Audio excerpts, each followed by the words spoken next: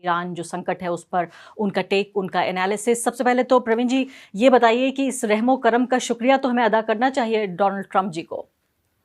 देखिए, बहुत ही शर्मनाक बात है कि उनके कॉमर्स सेक्रेटरी इस तरीके से कहते हैं कि हम आपको 30 दिन का जो है मोहलत देते हैं, आप जाके रशिया से 30 दिन के लिए तेल खरीद सकते हैं।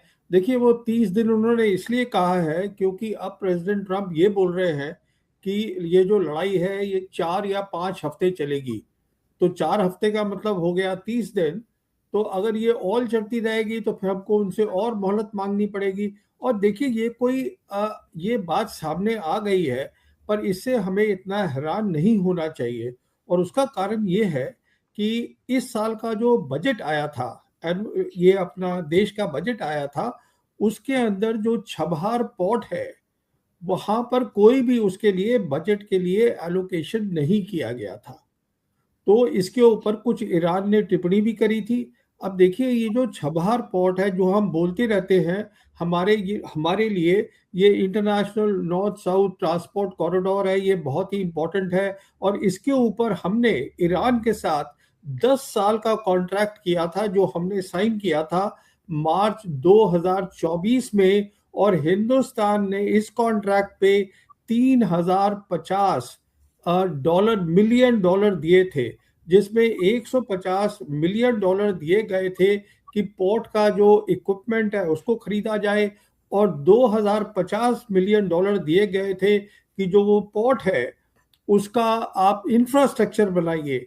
अब हम चुपचाप बैठ गए हैं क्योंकि अब अमेरिका ने हमें कह दिया है आप यहाँ से इसका इस्तेमाल मत करो, ईरान से आप तेल नहीं ले सकते। और यही कारण है कि जब प्रधानमंत्री गए थे 24 फरवरी को इजराइल, तो इजराइल में जो उन्होंने बात करी थी उनके प्रधानमंत्री नेतन्याहू से, तो वो थी कि किस तरीके से हम जो है India middle east Europe economic corridor को हम कैसे रिवाइव कर सके। कहने का मतलब ये है 140 करोड़ लोगों का मुल्क है, हमारे पास आज ऑप्शंस हैं। अमेरिका दुनिया की सबसे बड़ी ताकत नहीं रहा है, और भी ताकतें हैं, मल्टीपोलर वर्ल्ड है। हम क्यों एकदम एक गुलामी के उसमें हैं। शर्मनाक बात है कि हम इस तरीके से गुलाम दिख रहे हैं अमेरिका के आगे। और बात सुन लीजिए, ये जो इनके डिप्टी सेक्रेटरी स्टेट आए हुए हैं इस समय, क्रिस्टर लैंडो, ये अभी रसियाना डायलॉग में थे, और वहां उन्होंने साफ एक टूक बोला है कि ये जो ट्रेड डील हो रही है हिंदुस्तान और अमेरिका के बीच में, ये बहुत ही जरूरी है। और वो उन्होंने बताया कि ये ट्रेड डील ठीक चल रही है, क्योंकि ये ट्रेड डील जो है ये बेसिस बनेगा हमारे रिश्ते का। कहने का मतलब ये है कि जैसे आप सब जानते हैं, आपके व्यूअर्स, 13 फरवरी 2025 को कुछ ही हफ्ते हुए थे, ट्रंप आए थे ऑफिस में, हमारे प्रधानमंत्री वहां गए, ये जॉइंट स्टेटमेंट साइन करी गई। और उसमें ये हमने साफ कहा था कि जो ट्रेड डील है हम दोनों के देश के बीच में, वो हम 2030 तक 500 बिलियन डॉलर्स तक बायलैटरल बना देंगे। अभी जो हमारा ट्रेड है वो करीबन 139 बिलियन डॉलर्स है। कहने का मतलब ये है, हमारी जमीन पे आके रासियाना डॉलर के अंदर जहां प्रधानमंत्री हमारे बैठे हुए हैं, वो ये कह रहे हैं कि हमारी फॉरेन पॉलिसी अमेरिका फर्स्ट है, आप ट्रेड डील करिएगा। इसी के ऊपर हमारा पूरा रिश्ता जो है बायलैटरल रहेगा। और उन्होंने ये भी कह दिया, और प्रवीण साहनी अच्छा आपने याद दिलाया, उन्होंने यहाँ तक कह दिया कि हम भारत को दूसरा चाइना नहीं बनने देंगे। आप ये सोचिए कि इनकी हिम्मत देखिए, भारत की धरती पर आकर ये धमकी भरे लगभग शब्द हैं जो इस्तेमाल किए जा रहे हैं कि जैसे रशिया इतना मजबूत हो गया, उसने अपना एक पूरा इकोनॉमिक वो बना दिया। और एक तरह से हकलाते हुए इस बात को कह रहे थे, क्योंकि कहते हुए भी अजीब लग रहा होगा कि खुद भारत में आकर इतने बड़े ऑडियंस के सामने, जैसे आपने कहा कि दुनिया भर से तमाम बड़े बड़े अधिकारियों को इस रायसीना डायलॉग में बुलाया जाता है। मैं वापस आपको लेके आना चाहती हूँ, हालांकि दोनों मुद्दे आपस में जुड़े हुए हैं, कि जो कहा जा रहा है कि अभी 5 मार्च से लेकर 4 अप्रैल तक की ये इजाजत दी गई है, क्योंकि अमेरिका और इजराइल के जो युद्ध हो रहा है इससे तेल की सप्लाई प्रभावित हो रही है। अब सबसे बड़ी बात तो मुझे ये भी बताइए कि भारत की जो 40% जो कच्चे तेल की सप्लाई है वो स्ट्रेट ऑफ हॉर्मुज से होती है, लेकिन ये जो असमंजस यूएस वाले, और एक मिक्स्ड जो बयान आ रहे हैं कि पहले बयान ये आया कि सिर्फ चीन को इजाज़त होगी स्ट्रेट ऑफ हॉर्मुज से अपने जहाज़ ले जाने की। अब ये कहा जा रहा है कि Israel, America, Britain Israel, America और ब्रिटेन के अलावा बाकी देशों को इजाज़त होगी कि वो इस रास्ते से तेल ले जा सकें। अभी क्या है, हम कहाँ खड़े हुए हैं इस वक्त? हम यहाँ खड़े हैं कि जो इनके डिप्टी फॉरेन मिनिस्टर हैं ईरान के, वो भी रायसीना डायलॉग में थे और उन्होंने साफ ये बयान दिया है, हमने हरमोज को बंद नहीं किया है, स्टेट ऑफ हरमोज, पर हम जो है इजरायली और अमेरिकन टैंकर्स को नहीं जाने देंगे, बाकियों को हमने नहीं रोका है। प्रॉब्लम क्या हो रही है, जो इंटरनेशनल इंश्योरेंस कंपनीज है वो नहीं कर रही हैं इंश्योरेंस, तो बहुत सारे टैंकर्स वहां खड़े हुए हैं और वो जाने में खतरा महसूस कर रहे हैं कि कुछ भी हो सकता है।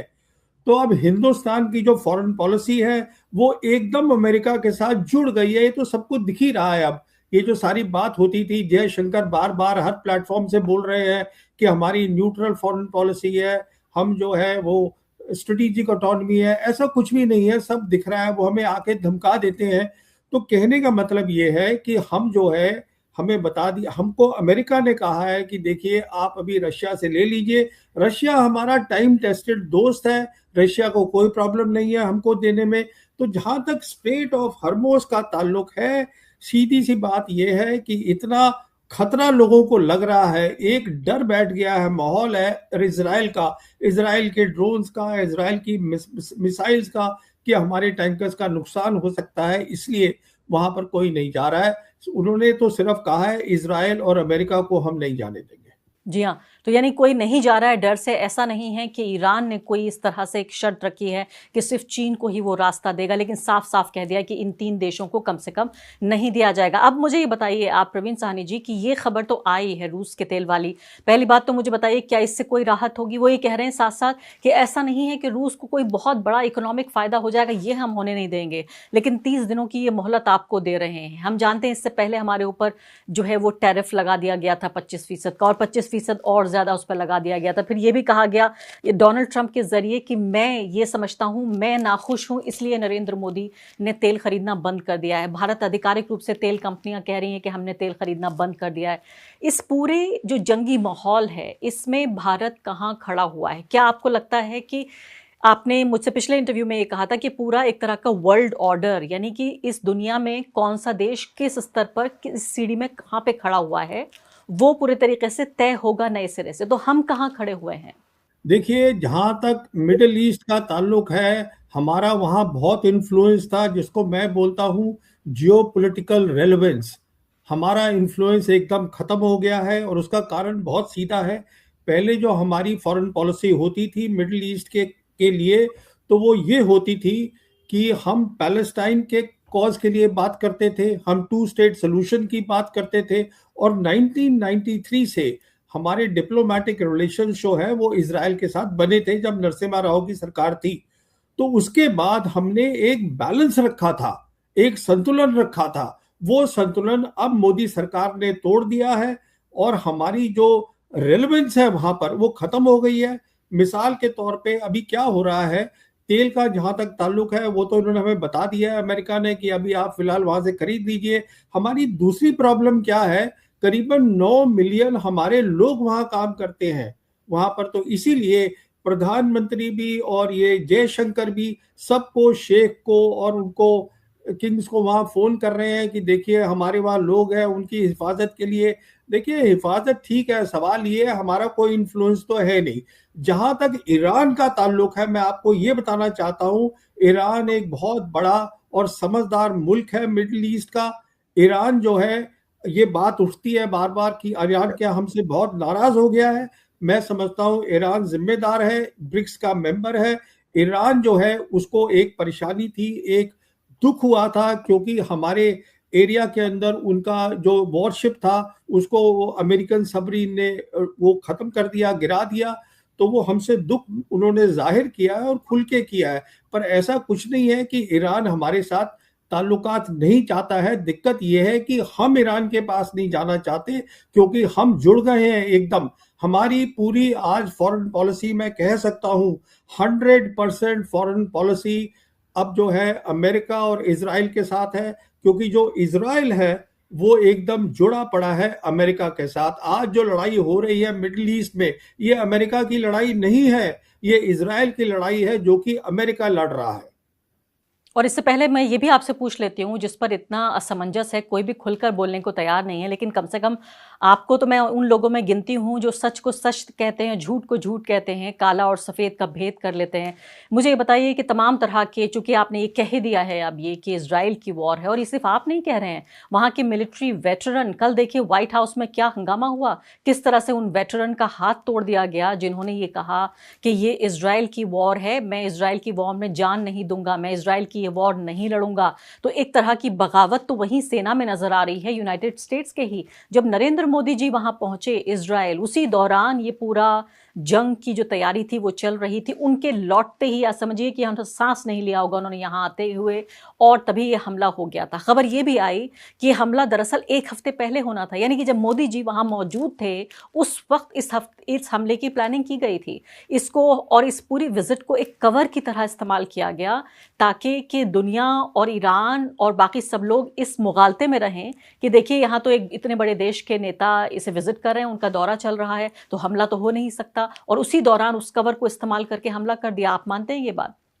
देखिए, ये जो प्रधानमंत्री मोदी इजराइल गए थे, ये मैं समझता हूँ कि ये अमेरिका की सोच थी कि ये जाए प्रधानमंत्री वहाँ। और मैं ये भी कहना चाहता हूँ कि जो अम्बेसडर सर्गियो गौर है, ये इन्होंने शायद बोला होगा प्रधानमंत्री को या किसी को बोला होगा। मैं इसलिए कह रहा हूँ कि देखिए, 25 फरवरी को हमारे प्रधानमंत्री गए, 22 फरवरी को अपनी किनेसेट में जो नेतन्याहू है उन्होंने बात कर दी हेक्सागन ऑफ अलायंस, और उसमें ये कह दिया कि अब इस हेक्सागन मतलब 6 नोड होंगे, 6 पॉइंट होंगे।